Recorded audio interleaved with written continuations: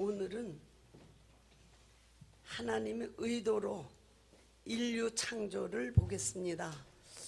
하나님의 의도로 인류를, 사람을 창조하신 그 창조를 보겠습니다. 이렇게 보면 사람은 처음 창조될 때서부터 하나님의 사명자로 사명을 가지고 창조가 된 존재입니다. 사명 말씀을 드리니까 한 가지 생각나는 게 있습니다. 저희 아버님이 과거에 정치에도 관계가 되어 계셔서 쉽게 얘기하면 높은 자리에 계셨었는데 그때 우리 대한민국이 유엔에 가입이 되어 있지 않았습니다.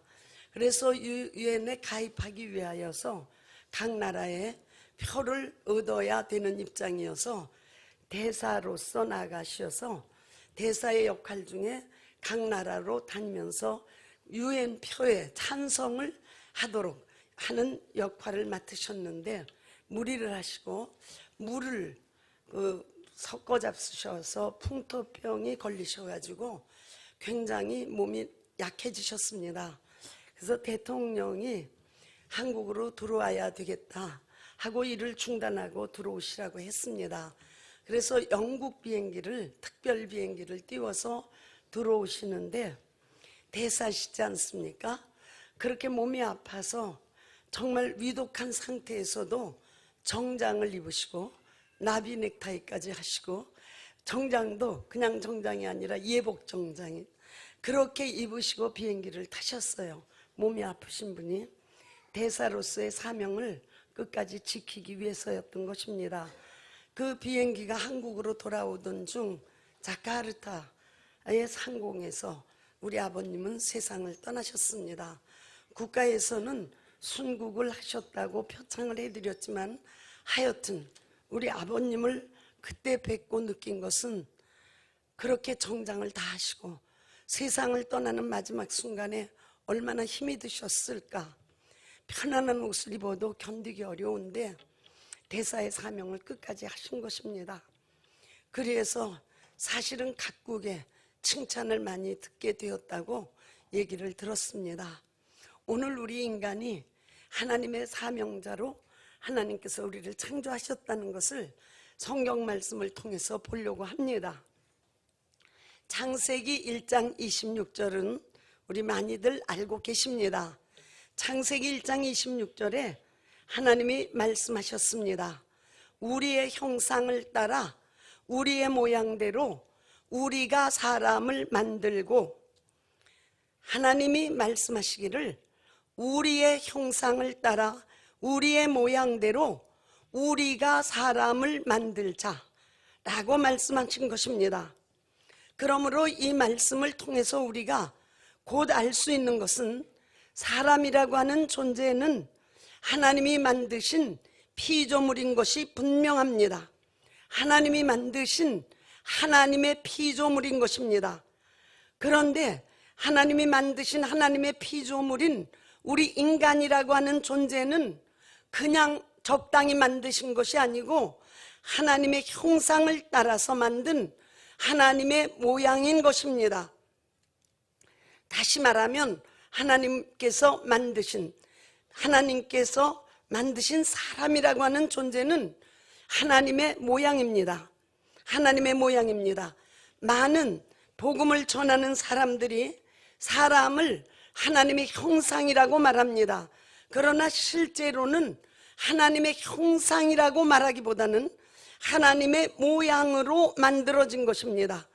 하나님의 모양으로 만들어졌다고 하는 이 모양은 히브리어 원문으로 보면은 조각품의 겉모습이다 그 말입니다. 조각이 되어 있는 그 눈에 보이는 겉모습, 그것을 모양이라고 하는 것입니다. 다시 말하면 그 조각을 만든 재료가 없어지면 조각까지 아무 가치가 없는 무가 되어버리는 것으로 하나님은 사람을 만드셨다는 것입니다. 그러니까 사람을 만드셨는데 우리가 조각품의 겉모습과 같다. 근데 실제 내용이 없으면 아무것도 아닌 것과 같은 존재로 우리를 만들으셨다는 것입니다. 모양이라고 하는 뜻은 두 번째 옷이라고 하는 뜻을 가지고 있습니다. 주인이 그 옷을 입었을 때에만 옷의 가치가 주인의 가치까지 올라갈 수 있는 것, 즉 하나님이 만드신 사람이라고 하는 존재는 하나님의 모양으로서, 그 모양이란 옷이라는 뜻과 같은 동의어인데, 옷이라는 주인이 그 옷을 입었을 때 옷의 가치가 주인의 가치까지 올라갈 수 있는 그런 존재가 사람이라고 말씀하고 있습니다. 세 번째는 도장을 찍어 놓은 것과 같다는 것입니다. 원 도장, 진품 도장이 있을 때 찍어 놓은 도장도 인정을 받을 수 있는 것, 그것이 모양이라는 뜻입니다. 그리고 네 번째, 쭉정이라는 말도 되는 것입니다. 알이 차야만 가치가 있는 존재가 되는 것입니다. 마태복음 3장 12절에서는 쭉정이라고 표현을 해 주었습니다. 이와 같이 인간은 무엇인가 겉모습으로서 안이 차지 않으면 아무 의미가 없고 아무 능력이 없고 아무 가치가 없는 존재라고 이렇게 말씀하고 있는 것입니다. 그러므로 인간은 길어도, 설명이 길어도 어쩔 수 없습니다. 하나님의 모양이지만은 하나님의 형상을 따라 만든 모양이다.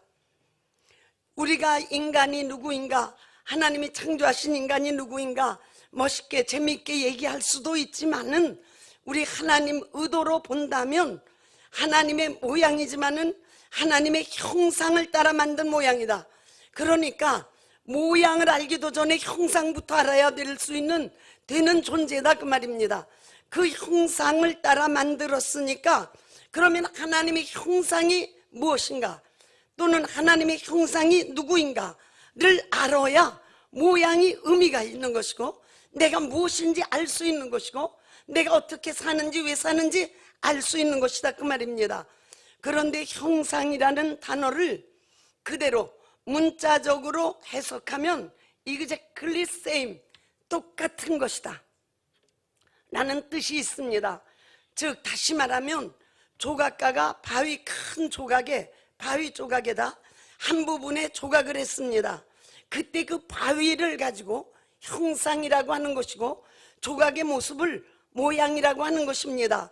그러니까 조각품의 실제 본질, 이것이 바위죠. 이것처럼 하나님의 모양인 인간의 실제 본질은 하나님의 형상이라는 것입니다. 그런데 성경에서 하나님의 형상을 예수 그리스도라고 정확하게 우리에게 말씀해 주고 있습니다. 골로새서 1장 15절에 예수 그리스도는 보이지 아니하는 하나님의 형상이요, 히브리서 1장 3절에는 예수 그리스도는 하나님의 영광의 광채요 그 본체의 형상이라, 고린도후서 4장 4절에도 그리스도는 하나님의 형상이라. 분명히 하나님께서는 성경 말씀을 통해서 하나님의 형상이 예수 그리스도시라고 아주 지적해주고 계신 것입니다.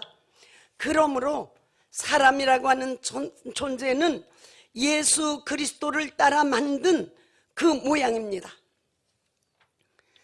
사람이라고 하는, 인간이라고 하는, 인류라고 말하는 그런 존재는 예수 그리스도를 따라 만들어 놓은 모양이라고 말하는 것입니다.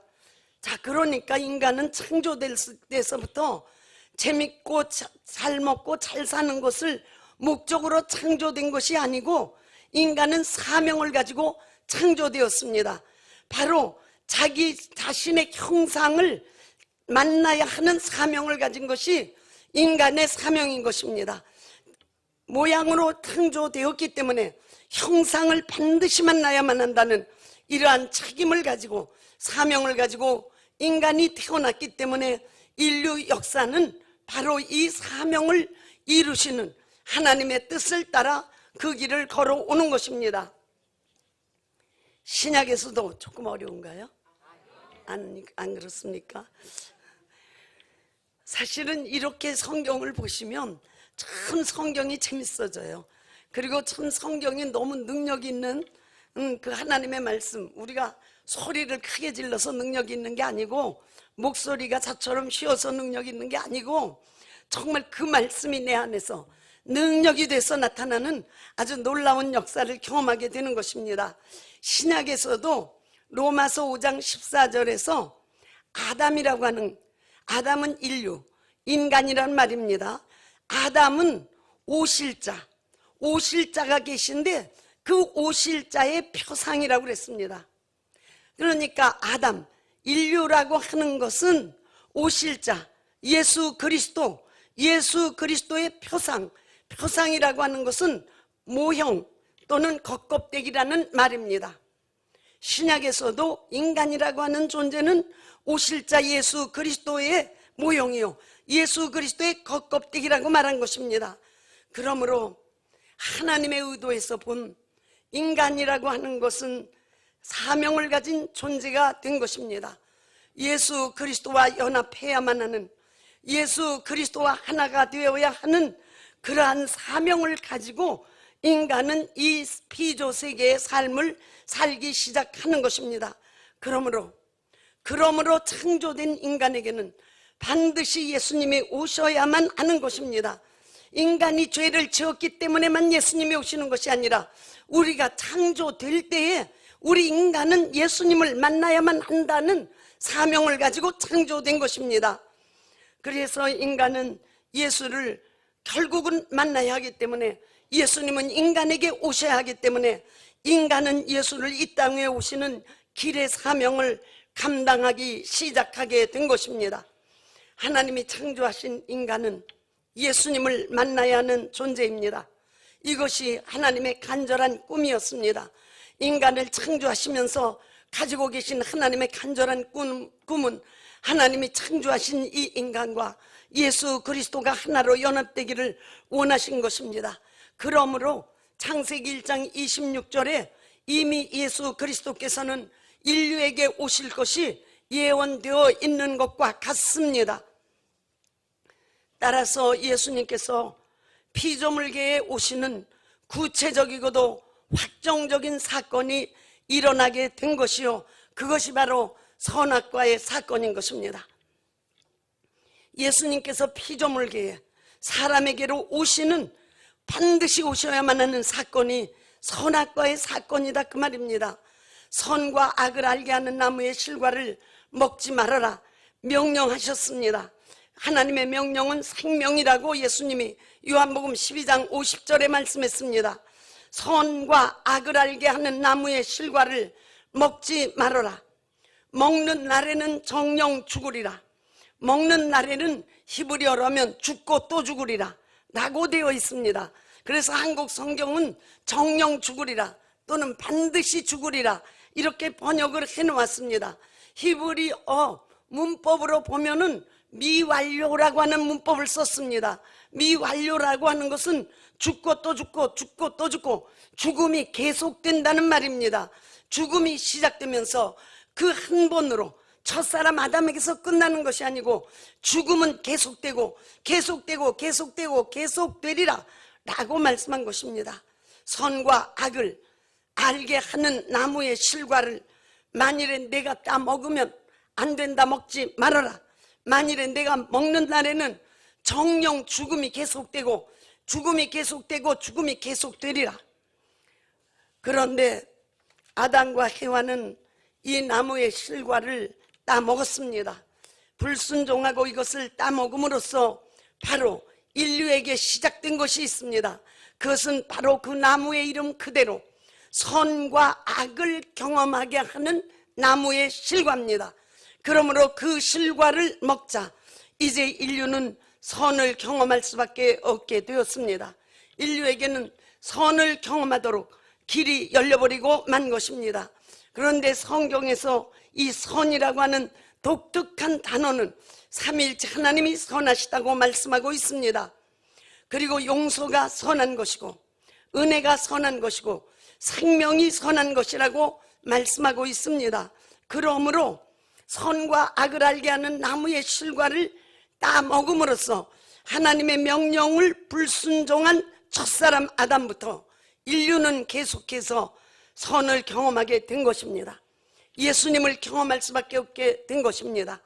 그리고 두 번째, 악도 경험하게 되었습니다. 악을 경험하게 되어서 인간은 율법의 저주를 경험할 수밖에 없게 된 것입니다. 율법의 저주는 악인 것입니다.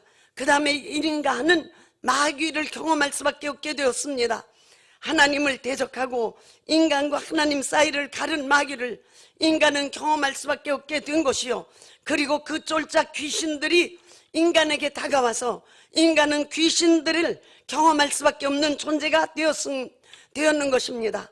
그래서 인류 역사는 하나님과 마귀의 사이에 끼인 인간의 비참한 삶이 시작되게 된 것입니다. 그리고 정령 죽으리라고 하는 말씀대로 인류 역사에는 저주와 죽음이 시작되었고, 인류 역사에 시작된 저주와 죽음은 이제 계속적으로 모든 인류에게 저주가 있고 죽음이 있게 된 것입니다. 그래서 그 하나님이 말씀하신 대로 정령 죽으리라고 한 말씀은 마지막 아담이라고 하시는 예수 그리스도까지 마지막으로 죽으시도록 예수님을 죽음으로 몰아간 것입니다. 정령 죽으리라. 그래서 인류는 죽음을 가지고 살았습니다. 그리고 마지막으로 죽은 분이 바로 마지막 아담이라고 불리우는 우리 주 예수 그리스도께서 마지막 죽으심으로 선악과를 먹은 그 사건의 마지막 종결을 예수님이 지어 놓으신 것입니다. 그래서 우리가 성경을 읽을 때, 구약 성경을 읽으면 오래 산 사람을 보고 참 오래 살았어 부러워하기도 하고, 무언가를 좀 누리는 사람은 성공한 사람 같고, 뭔가 힘든 사람은 저주받은 사람 같지만은 사실은 구약 성경은 그 핵심이 모두가 죽는다는 말씀으로 되어 있는 것과 같습니다. 먹은 후에 정령 죽으리라는 말씀을 따라서 아담도 930세에 죽었다고 성경은 말합니다. 창세기 5장 8절에는 셋도 920세에 죽었다. 에노스도 창세기 5장 11절에 905세를 향유하고 죽었다고 계속 말합니다. 에녹도 962세까지를 향수하고 죽었다. 그러니까 우리는 962세까지 거기를 중점을 두지만 하나님은 그래도 죽었다고 말씀하시는 거예요. 우리의 생각은 900년까지 살면 얼마나 오래 살고 멋있게 살았을까. 그런데 하나님은 그래도 죽었다. 그러니까 우리가 생각하는 이 제일 오래 사는 무드셀라라는 사람은 969세까지 살았거든요. 인류 역사상 제일 오래 산 사람이에요. 969세까지 살았는데 죽었더라. 성경은 그렇게 말씀하고 있습니다. 969세까지 향수하고 죽었더라. 노아도 950살까지 살다가 죽었더라. 모든 사람이 죽었더라 라고 말씀합니다. 그래서 창세기 7장 21절에는 땅 위에 움직이는 생물이 다 죽었으니 곧 새와 육축과 들짐승과 땅에 기는 모든 것과 모든 사람이라. 모든 사람이 결국은 죽게 되었다라고 말씀합니다. 아브라함이 향년 175세라. 그러나 기운이 지나여 자기 열조에게로 돌아가매 아브라함도 죽었더라. 아브라함도 죽었고 여호와의 종 모세가 모압 땅에서 죽었더라. 그 나이 120세더라 라고 말하고 있습니다. 그래서 인류에게는 죽음이 왔고 그 죽음을 그 안에 예수 그리스도께서 오셔서 마지막 죽음을 예수께서 전부 담당하신 것입니다. 인류가 지은 죄, 인류가 받아야 하는 저주가 예수님에게로 가서 예수님이 그 인류의 모든 것을 홀로 감당하시자 예수님이 죽으심으로 이제 죽음은 예수님으로 끝났기 때문에 예수님을 마지막 아담이라고 고린도전서 15장 45절 46절에 말씀해주고 있는 것입니다. 로마서 5장 14절에도 말합니다. 그러나 아담으로부터 모세까지 아담의 범죄와 같은 죄를 짓지 아니한 자들 위에도 사망이 왕노릇하였나니 아담은 오실 자의 표상이라. 즉 모든 사람에게 아담 같은 죄를 짓지 아니한 모든 자들 위에도 사망이 왕노릇했다고 말씀을 하고 있는 것입니다. 그래서 예수 그리스도께서 운명하신 것을 복음서마다 말하고 있습니다. 마가복음 15장 37절에는 예수께서 큰 소리를 지르시고 운명하시다라고 말하고 있습니다. 예수님의 죽음, 예수님의 죽으심을 아주 정확히 성경은 우리에게 말씀해주고 있는 것입니다. 요한복음 19장 29절에도 예수께서 신 포도주를 받으신 후 가라사대 다 이루었다 하시고 머리를 숙이시고 영원히 돌아가시니라. 예수께서 죽으셨다라고 말합니다. 그리고 마태복음 27장 50절에도 예수께서 영원히 떠나시다 라고 말합니다. 그러므로 우리가 조금만 생각해 보면 정말 하나님의 뜻, 의도라는 걸 생각해 본다면 인간을 심심해서 인간을 창조해서 인간에게 자유의지를 주어서 인간과 같이 하나님이 좀 놀아보려고 그러셨는데 그 죄를 지어서 좀 다른 길로 가게 됐다. 그런 해석들 말도 안 되는 거예요. 그러면 하나님이 아니에요. 하나님이 그렇게 한계를 가지고 하나님이 그렇게 하셨다면 우리 인간은 하나님의 심심풀이로 창조된 존재가 아닙니다. 하나님의 의도에서 볼 때 선악을 알게 하는 나무의 실과를 먹지 말라고 하신 금지명령, 먹지 말라고 하신 이 금지명령을 하나님의 법이라고도 말합니다. 이 하나님의 법을 주신 것은 예수 그리스도의 죽음을 이루려고 하신 것입니다. 선과 악을 아는 실과의 열매를 먹는다고 하는 것은 바로 명령을 거부해서 인간이 죄인이 되어서 인간에게 죽음이 왔다고 하는 것은 진짜 마지막 아담이신 마지막 인간이신 예수 그리스도의 죽음을 이루어 놓은 것입니다. 그래서 로마서 5장 12절에 이러므로 한 사람으로 말미암아 죄가 세상에 들어오고 죄로 말미암아 사망이 왔나니 이와 같이 모든 사람이 죄를 지었으므로 사망이 모든 사람에게 이르렀느니라 라고 해서 정말로 모든 사람이 죄 때문에 죽게 되었다는 것을 말씀하고 있습니다. 그러나 한 사람으로 인하여 사망이 그 한 사람으로 말미암아 왕노릇하였은즉 그 다음 예수 그리스도의 부활의 은혜, 피 흘림의 은혜, 그 은혜의 선물을 받은 자들이 한 분 예수 그리스도로 말미암아 생명 안에서 왕노릇하리로다. 로마서 5장 17절에 말씀하고 있습니다. 그러니까 예수 그리스도에게로부터 예수 그리스도까지 완전히 이 죽음과 저주는 예수님의 죽음으로 끝났고 이제 예수 그리스도께서 부활하시고 새 생명으로 우리에게 오셨을 때에는 이제 예수 그리스도로 말미암아 예수님은 둘째 아담이 되셔서 인류에게 생명과 영생을 주시는 구원자가 되신 것입니다. 그래서 예수님을 고린도전서 15장 말씀드린 대로 45절, 46절, 47절에서 예수님은 둘째 아담이라고 말하고 있습니다. 첫째 아담은 죽으리라는 법에 따라 죽음을 가지고 왔고 마지막 아담인 예수님까지 죽였으나 그러나 바로 그 예수님은 부활하셔서 생명의 주님이 되셔서 우리 인류에게 이제는 둘째 아담으로 나타나셔서 우리 인류와 함께 가시기를 원하고 계신 것입니다. 그래서 요한복음 3장 16절에 하나님이 세상을 이처럼 사랑하사 독생자를 주셨으니 누구든지 저를 믿는 자마다 멸망치 않고 영생을 얻게 하려 하심이라고 말씀하고 있는 것입니다. 정말 이 성경이 꿰뚫고 가는 엄청난 하나님의 의도, 선악과만 따라보고 선악과는 어떻게 생겼을까, 사실은 어떻게 생겼을까를 생각하는 눈으로 그리는 것이 죄입니다. 성경에서 말하는 것은 성경은 하나님의 말씀은 귀로 듣고 그리고 영혼으로 깨닫고 입으로 시인하게 되었지 그림으로 그리고 그것을 감상하고 하는 것은 이미 그것부터 죄입니다. 그런데 선악과의 나무 모양을 생각하고 선악과의, 그러고 보니까 램에서 우리 열매를 너무 이쁘게 그려. 시청각 교육이긴 하지만은 성경의 원 뜻은 듣고 믿고 시인하는 것이거든요. 하여튼 예수님이 아담이십니다. 그런데 우리 인류를 첫사람 아담이라고 말씀하신 하나님께서는 예수님을 인류의 마지막 아담이라고 하셨습니다. 그래서 예수님까지 아담으로서 인류의 마지막으로 죽음을 감당하게 하신 것입니다.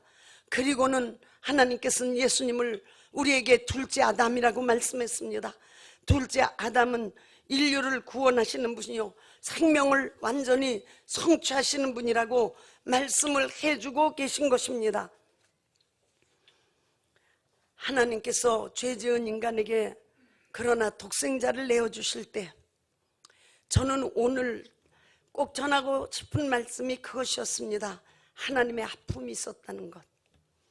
우리는 성경을 하나님의 뜻으로 의도로 보지 아니하면 한 사건 한 사건이 인간의 사건으로 끝나버리기 때문에 하나님은 멀리 떨어져 계시다가 어느 날 독생자를 뚝 떨어뜨려서 마리아에게 잉태되게 하셔서 세상에 태어나게 하신 것 같지만은 실제로 하나님께서는 예수 그리스도를 이 땅에 보내시고자 인간을 창조하시고 그 인간이 예수님을 사모하게 하시고 인간이 예수님의 오는 길노릇을 감당하도록 하게 하셔서 결국은 그 인류의 발걸음과 함께 예수님은 인류의 역사 속에 함께 오셨습니다.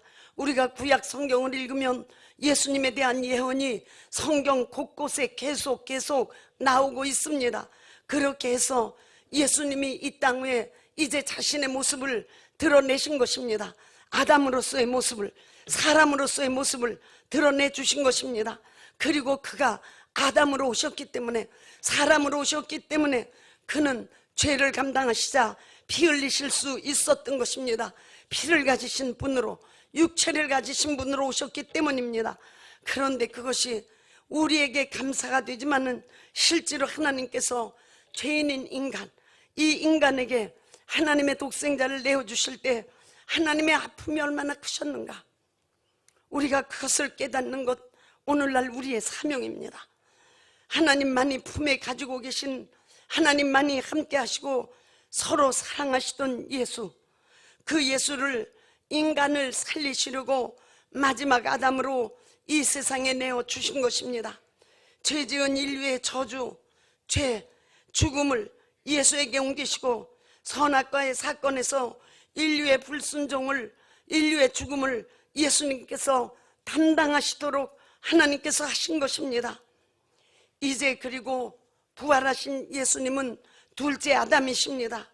흙에 속한 첫사람 아담 인류는 하나님께 불순종, 죄인 저주를 받게 되었지만 마지막 아담 예수로 끝나고 이제 둘째 아담, 하늘에 속하신 둘째 사람, 둘째 아담은 우리에게 사랑으로, 은혜로, 생명으로 우리 안에 오셨습니다. 그리고 하나님 아버지께서는 하나님의 독생자 둘째 아담 예수를 소유하고 있는 자에게 복을 주십니다. 요한일서 5장 12절에는 예수를 소유한 자에게는 아무도 그 사람을 해치지 못하게 하시겠다고 말씀해주고 계신 것입니다. 강력한 하늘의 권세와 하늘의 생명을 마음대로 할 수 있는 그분 예수께서 죽어 마땅한 인간 속에 함께 사시려고 초라하고 형편없고 놀림당하고 욕먹고 매맞는 생활을 하신 것입니다. 정말로 하나님의 독생자의 예수님의 그 생애는 말구유, 애굽으로의 도망, 박해, 배고픔, 죽음의 길을 걷게 된 것입니다. 인간 속에 오셔도 가장 비천한 인간 속에 계심으로 조물주 하나님은 당신을 끝까지 낮추시고 낮추시면서 인류를 사랑하신 것입니다. 죽음을 담당하신 하나님이신 예수께서 이제는 생명으로 우리를 사랑하시며 우리에게 다가오셨습니다. 우리를 하나님의 아들의 수준으로 높여주신 것입니다. 그리해서 둘째 아담 예수를 영접한 자를 하나님의 자녀가 된 자라고 말씀하고 있는 것입니다. 그리고 바로 하나님의 아들과 한 식탁에 앉을 수 있도록 인류를 축복하신 것입니다. 인류가 죄를 짓고 인류가 저주를 당해서 예수님이 이 땅 위에 오실 수 있는 길을 열어놓은 인류를 하나님께서는 이제 다시 용서하시고 그 인류를 아들과 한 식탁에 앉을 수 있게 하셔서 예수님은 계시록 3장 20절에 말했습니다. 볼지어다 내가 문 밖에서 두드리노니 누구든지 내 음성을 듣고 문을 열면 내가 그에게로 들어가 그로 더불어 먹고, 식탁을 같이 하시겠다는 거예요. 나는 그로 더불어, 그는 나로 더불어 먹으리라. 하나님의 독생자가 죽음을 놓고 심한 탄식과 눈물로 기도할 때 하나님의 아픔은 어떠하셨을까? 이제 하나님의 자녀가 된 우리는 정말 깨달아야 하는 것입니다. 하나님의 참으심, 하나님의 아프심, 정말로 그토록 참고 참으신 하나님, 아들에게서 눈을 돌리시고 그 아들이 마지막 완전한 죽음을 경험할 때까지 하나님은 자신의 괴로움과 아픔을 참으셨습니다. 그리고 하나님의 이 참으심이, 이 하나님의 아프심이 우리에는 생명이 된 것이요, 하나님의 이 참으심과 아프심을 통해서 영적 세계에 질서가 잡힌 것이요, 하나님을 반항했던 사단은 멸망하게 된 것입니다. 하나님의 아들이 잉여물자처럼 흔한 것이 아닙니다. 하나님의 아들 예수 그리스도는 하나님의 독생자이십니다. 이 독생자를 하나님께서 피조물에게 보내어 피조물에게 학대받고 고통당하는 것을 아시고도 하나님의 경륜이 이루시기까지 하나님의 참으심이 우리의 구원이 되었습니다. 우리의 생명의 길이 된 것입니다. 그러므로 우리의 신앙이라고 하는 것은 하나님의 아픔을 기억하는 것이라고 저는 말하고 싶습니다. 나의 신앙은 오늘도 하나님의 아프심을 기억하는 것입니다. 하나님의 오래 참으심을 기억하는 것입니다. 그러므로 성도와 교회는 하나님의 핏부림과 고난의 흔적을 가져야 된다고 저는 믿고 있습니다. 전해지는 메시지는 하나님의 아픔, 하나님의 참으심, 하나님의 희생을 사람들에게 전해주는 것입니다. 하나님의 아픔을 감사하게 여기라고, 하나님의 아픔을 고맙게 여기라고, 그러한 인생으로 사는 것이 우리 인생이 가진 사명이라고 전해주는 것입니다. 하나님의 상처 때문에 나는 치료를 받고 구원을 받았습니다. 그러므로 진정한 믿음이란 하나님의 아픔에, 하나님의 상처에 동참하는 것이 아닌가.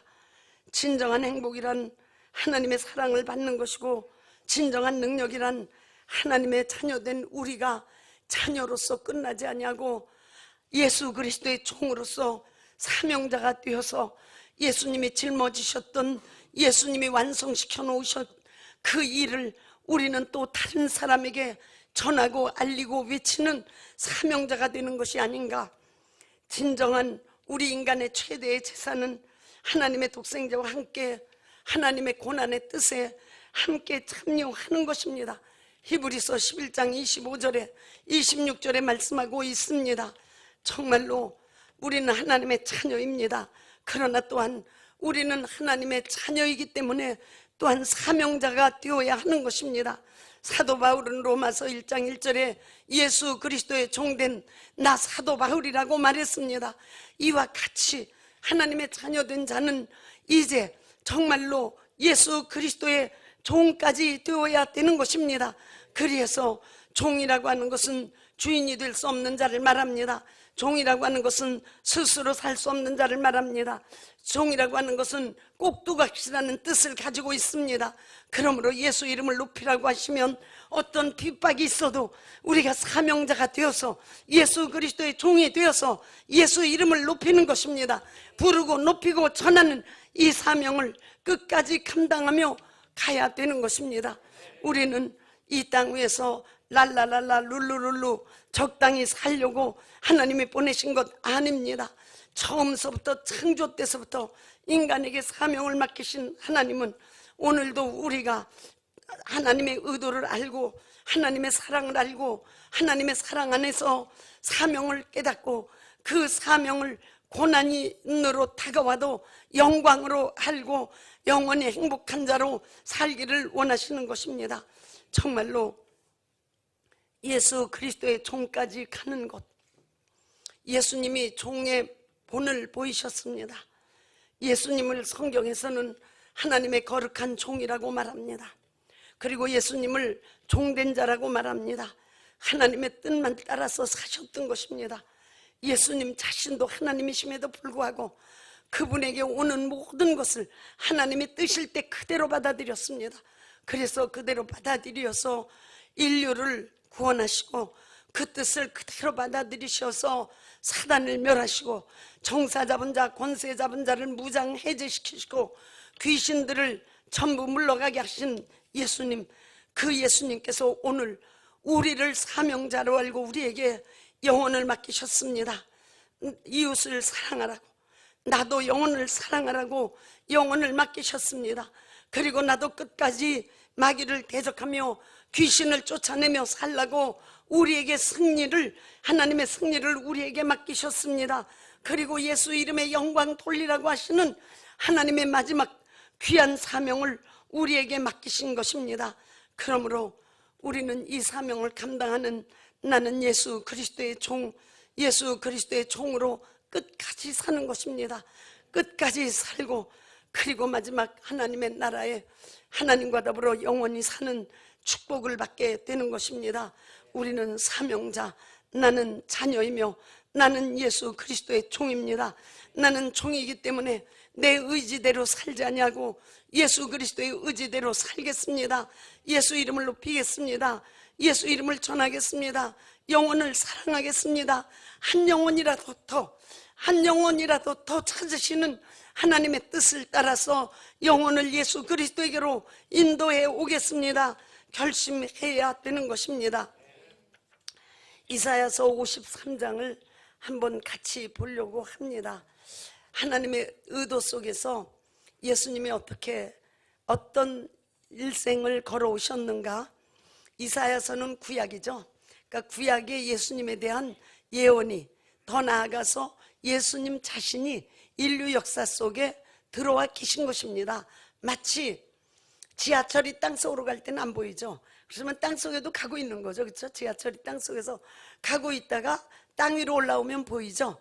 그것처럼 예수님께서는 인류 역사 속에 들어오셔서 인류와 함께 오셔서 마지막 마리아에게서 잉태되어 이 세상의 육체로 나타나신 분이십니다. 그 예수님에 대한 예언이 이사야서 53장에 있습니다. 이 말씀을 함께 보시면서 끝을 맺겠습니다. 우리가 들은 것을 누가 믿었느냐? 주님의 능력이 누구에게 나타났느냐? 그는 주님 앞에서 마치 연한 순과 같이 마른 땅에서 나온 싹과 같이 자라서 그에게는 고운 모양도 없고 훌륭한 풍채도 없으니 우리가 보기에 흠모할 만한 아름다운 모습이 없도다. 그는 사람에게 멸시를 받고 버림을 받고 고통을 많이 겪었다. 그는 언제나 병을 앓고 있었다. 예수님이 언제나 병을 앓고 계셨다는 거거든요. 그러니까 예수님이 우리의 병을 담당하셨다고 하는 것은 사실이에요. 예수님 자신이 병을 알아주신 거예요. 그리고 그 병을 예수님 안에서 끝내버리고 마신 것입니다. 이 믿음이 있다면 병든 자 전부 치료받는 것입니다. 그는 언제나 병을 앓고 있었다. 사람들이 그에게서 얼굴을 돌렸고 그가 멸시를 받으니 우리도 덩달아 그를 귀하게 여기지 않았다. 그는 실로 우리가 받아야 할 고통을 대신 받고 우리가 겪어야 할 슬픔을 대신 겪었다. 그러나 우리는 그가 징벌을 받아서 하나님께 맞는 줄 알았으며 고난을 받는다고 생각하였다. 그러나 그가 찔린 것은 우리의 허물 때문이요 그가 상처를 받은 것은 우리의 악함 때문이다. 그가 징계를 받음으로써 우리가 평화를 누리고 그가 매를 맞음으로써 우리의 병이 나았다. 우리는 모두 양처럼 길을 잃고 각기 제갈 길로 흩어졌으나 주님께서는 우리 모두의 죄악을 그에게 지우셨다. 주님은 하나님이십니다. 그는 굴욕을 당하고 고문을 당하였으나 아무 말도 하지 않았다. 마치 도살장으로 끌려가는 어린 양처럼, 마치 털 깎인 사람 앞에서 잠잠한 양처럼 끌려가기만 할 뿐 아무 말도 하지 않았다.